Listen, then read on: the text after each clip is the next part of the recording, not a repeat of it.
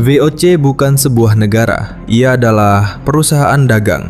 Tetapi perusahaan ini diberi kekuasaan yang biasanya dimiliki sebuah negara. Ia dapat membuat perjanjian, membangun benteng, mengerahkan pasukan, bahkan berperang. Yang aneh, VOC tidak memiliki cukup orang untuk menguasai seluruh Nusantara secara langsung. Dan sebenarnya, mereka juga tidak perlu melakukannya. Yang dibutuhkan adalah menguasai tempat-tempat yang membuat perdagangan bergerak. Pelabuhan, jalur laut, rempah-rempah, dan hubungan dengan penguasa lokal. Dari titik-titik inilah sebuah perusahaan dagang perlahan berubah menjadi kekuatan politik. Jadi, jika VOC tidak menguasai setiap pulau, tidak menempatkan pasukan di setiap kota, dan awalnya bahkan bukan sebuah negara, bagaimana sebuah perusahaan bisa mendapatkan kekuasaan sebesar itu di Nusantara?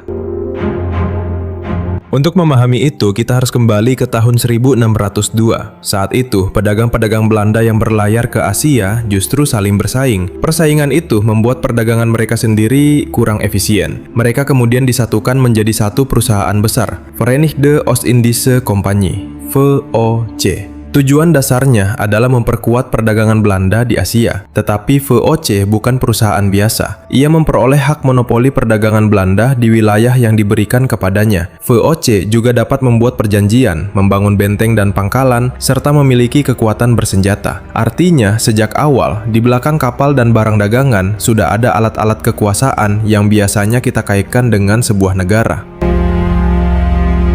Nusantara terlalu luas untuk dikuasai seluruhnya secara langsung, dan VOC tidak selalu membutuhkan itu. Yang jauh lebih penting adalah titik-titik strategis, pelabuhan, jalur laut, wilayah penghasil komoditas, dan tempat kapal bisa singgah lalu berdagang. Bayangkan sebuah jaringan. Jika beberapa titik penting bisa dikendalikan, maka arus barang dapat dipengaruhi tanpa harus menguasai semua wilayah di antara titik-titik tersebut. Karena itu, VOC membangun pos dagang, benteng, pelabuhan, dan pusat administrasi yang saling terhubung. Batavia kemudian menjadi salah satu pusat penting dalam jaringan itu. Dari titik-titik seperti inilah barang, kapal, informasi, dan perintah bisa bergerak. Jadi kekuatan VOC bukan hanya soal seberapa luas tanah yang mereka kuasai, tetapi seberapa penting titik yang berhasil mereka kendalikan. Tetapi perdagangan saja tidak cukup.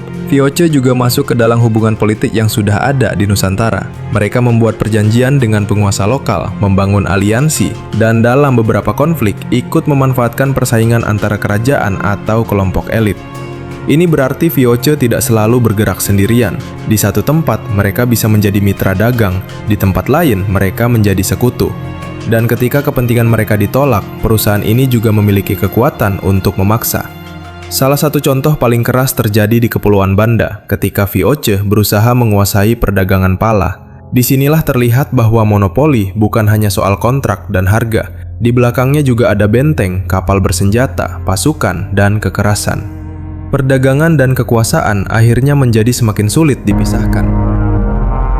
Jadi, VOC tidak menjadi kuat karena mampu memenuhi Nusantara dengan pasukan Belanda.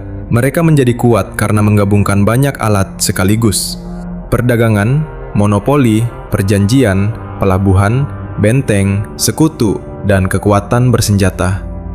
Mereka tidak harus menguasai semuanya, cukup menguasai titik-titik yang membuat jaringan itu bergerak. Dan dari situlah sebuah perusahaan dagang perlahan berubah menjadi salah satu kekuatan politik terbesar di Nusantara.